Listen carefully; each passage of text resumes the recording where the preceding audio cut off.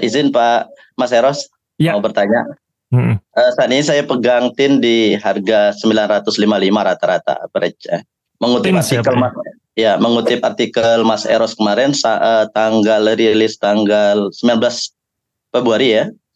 Itu pergerakan harga saham TIN di tahun 2024 ini sudah turun di kisaran 10%-an ya secara year to date, dan memang kondisi perusahaan secara fundamental dari beberapa kuartal ini memang agak buruk ya. Harga sahamnya pun terakhir ini 590 lembar per saham, menunjukkan valuasi PBB-nya sudah sangat rendah 0,66 ya, dan fair-nya juga minus ini ya, 50 kali ya. Nah, bagaimana menurut Mas Eros, apakah sudah waktunya average atau menunggu rilis laporan akhir tahun 2023 atau sekalian nunggu rilis laporan LKQ1 2024 Mas? Ya, oke. Sekalian juga kondisi aktualnya juga saat ini, kebetulan saya juga di Bangka Belitung nih Mas Eros. Jadi sedikit banyak juga agak tahu ini perusahaannya.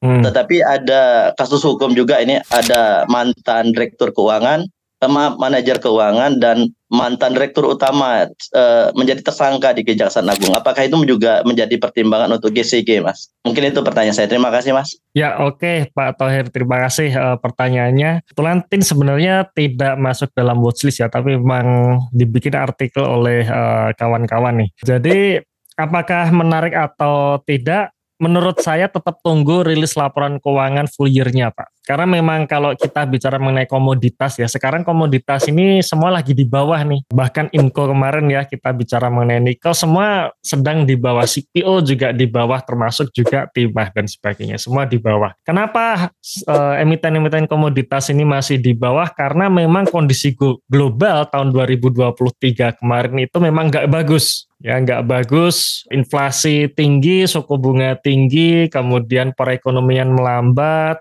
banyak terjadi perang, kemudian krisis ya, bahkan resesi ya, kemarin sudah diumumkan Jepang, kemudian Inggris resesi. Resesi ini kan terjadi di tahun 2023 gitu, dan itu sudah terlihat dari harga komoditas yang jatuh.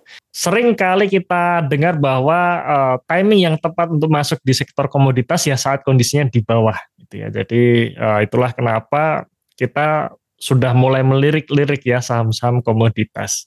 Nah, tapi memang ada istilahnya kemantapan hati. Kira-kira memang kita lebih baik menunggu sampai rilis laporan keuangan, sampai kita punya informasi yang cukup bahwa kita yakin tahun 2024 ini komoditas akan booming atau tidak gitu. Nah, kalau saya misalkan nih posisi saya sudah punya saham komoditas. Posisi saya minus nih. Berarti kan dalam artian dalam portofolio saya sudah ada nih alokasi di saham komoditas. Nah, posisi saya minus, apa yang saya lakukan? Saya akan senang untuk menunggu ya, lebih baik saya menunggu rilis laporan keuangan terbaru 2023, baru kita akan lihat-lihat potensi untuk tahun 2024 ini. Jadi saya prefer untuk menunggu rilis laporan keuangan. Kenapa sampai akhirnya, salah satu contoh ya, kemarin kita bahas BTPS. Kenapa saya istilahnya mantap ketika atau saya berani menyimpulkan bahwa beres-beres tahun 2024 ini ada potensi kenaikan kinerja untuk BTPS, karena sudah rilis laporan keuangannya, sudah rilis dan informasinya cukup nih. Informasinya cukup bahwa di dalam informasi tersebut kita sudah bisa simpulkan beres-beresnya sudah selesai.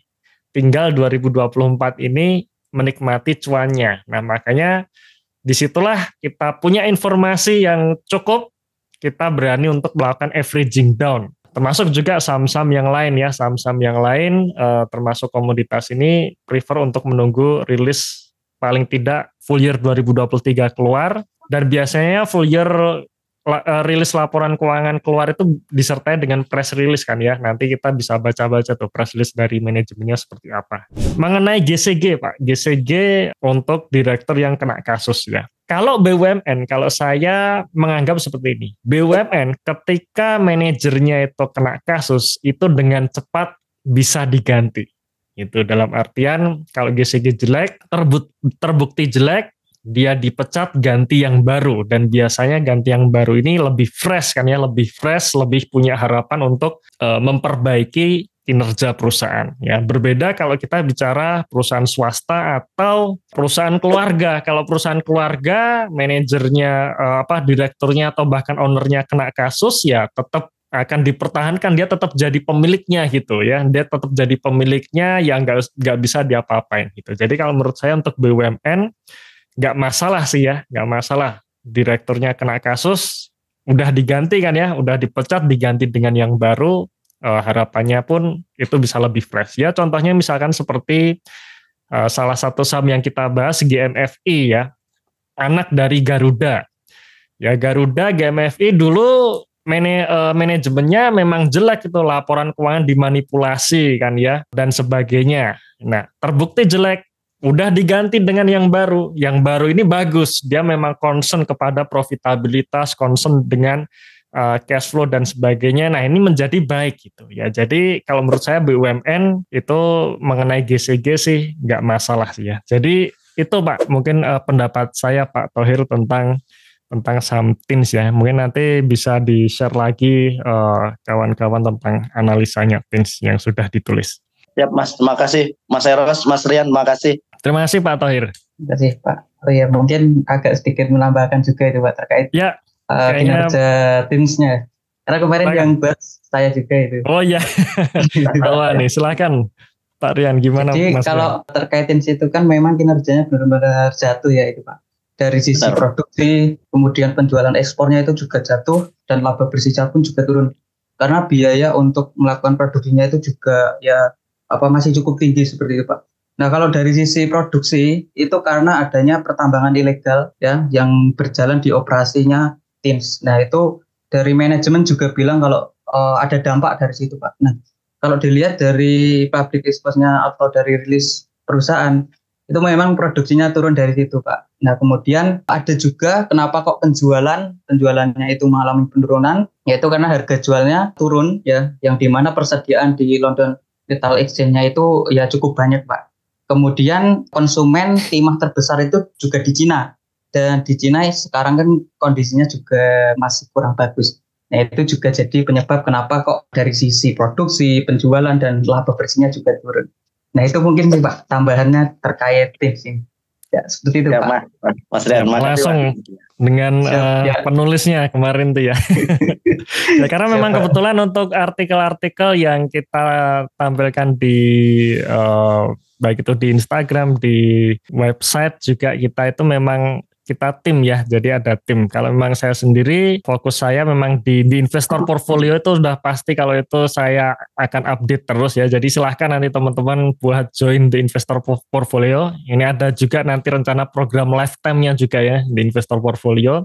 Dan juga 35 watchlist-nya. Ya, jadi itu yang kalau saya in charge-nya ya.